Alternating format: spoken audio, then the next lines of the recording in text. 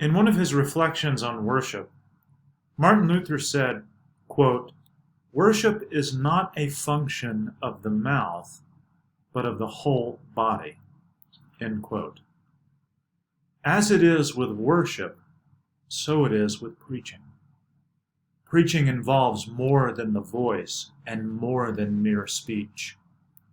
The preacher's body, the preacher's hands, face, clothing, eyes, constitute a place and role in the moment of proclamation.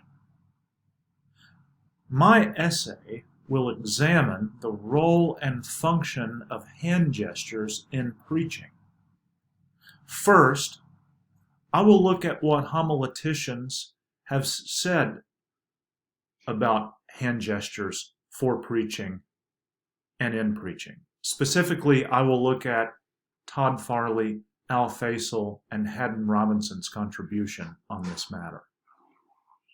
I will show that these homileticians understood hand gestures' primary function to be communicative. That is, they help the preacher talk.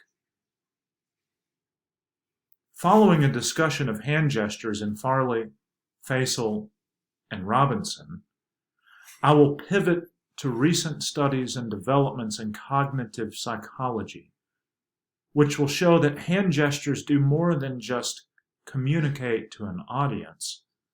They also have a cognitive benefit for the speaker.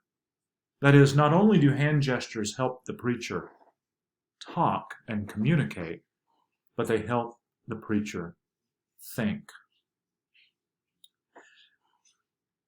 After considering the contributions of cognitive and experimental psychology to our understanding of the role of hand gestures in speaking, my essay will conclude by arguing that homiletics should have a more integrated and nuanced understanding of hand gestures for the preacher.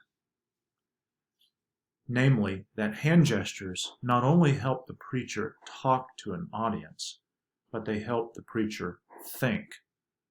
Hand gestures not only help the preacher perform the sermon, but form the sermon.